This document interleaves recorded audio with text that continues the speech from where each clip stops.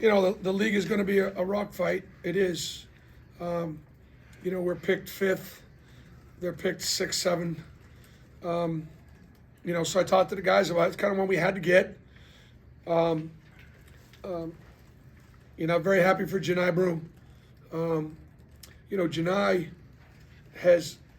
knows how to act and feel and play like the best player on the floor. Because when he was at Morehead State, he did that for a couple of years. He knows how to do that every night. He knows how to prepare that way, act that way, play that way. And now he's translating it a little bit to the SEC level. Really the last few games. Very excited about that. And look, Castleton is one of the best offensive centers in the league. He was first team all conference. And, Janai and Dylan, won the matchup. Huge. Jalen Williams, in my opinion, can be the best player on the floor, but did not start the game that way. Now, keep in mind, Jalen is still feeling the effects of that landing at USC, so I don't know that he's 100%. But more mentally, I need Jalen Williams to start games and go, I'm as good as anybody out here, and play like it. Take shots, make plays, and he did down the stretch. I thought Chris Moore, was so good, did so many little things. And got to go back to Janai, double plus 4 assists, leads us in assists in his matchup against a first-team all-conference center in Castleton. That's huge. Big time message sent. We got to do a better job taking care of the ball, and we're going to have to be a team that's just going to have to guard people, because unfortunately, offense has been difficult all year. So we're going to keep working on it. Don't cheat, But I thought we got a lot of balls. I thought we got some shots inside that we need to make. Going up against Todd was emotional for me. I was emotional seeing him before the game. I got emotional on the radio. Loved Todd like a son. He came out here, put his faith in me and trust in me. He was engaged to be married and got married the first summer he was here.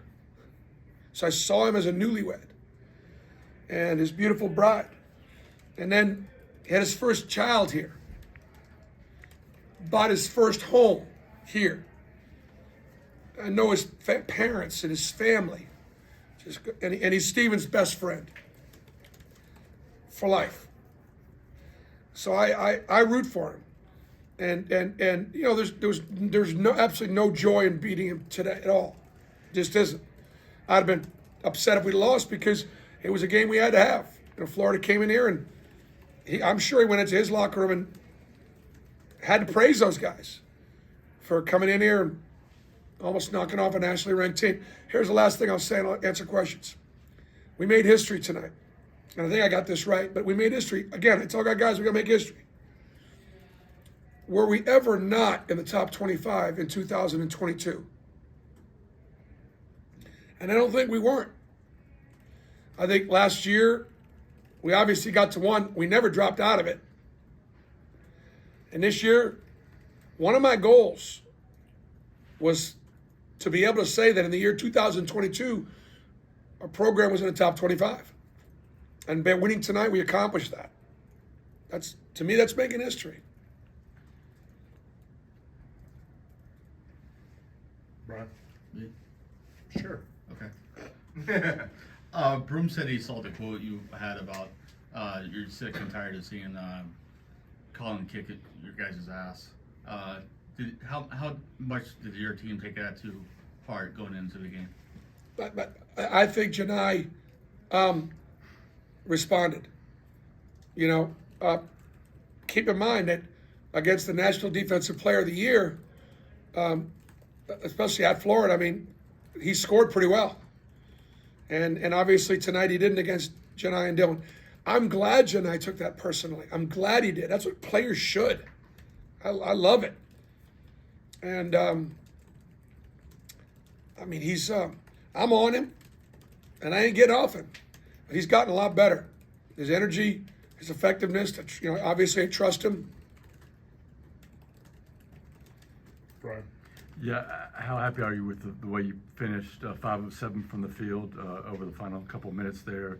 KD to Janae for the layup, and then the big steal by Chris and the layup by Win. Yep, great. I mean, obviously KD under control, made that play. And then Jalen Williams, late we run some offense, and he's got Janae at the rim, and he just, doesn't fake a pass, make a pass. Otherwise, that'd have been 6 for 8. So glad we executed offensively. The offenses in front of me in the second half have been better because I'm able to help them.